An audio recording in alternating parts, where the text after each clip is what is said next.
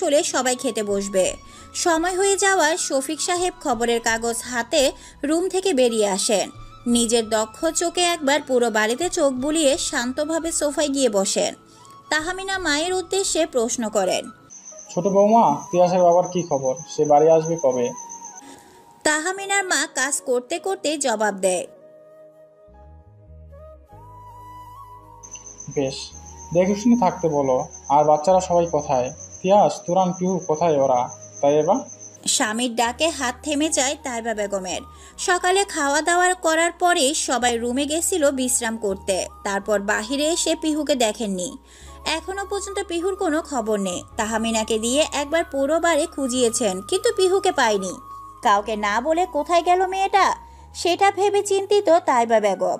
স্বামীর প্রশ্নের জবাবে চিন্তিত সুরে বলেন, তিয়াস তো ওর ঘরেই আছে, বেরিয়ে আসবে এখনই।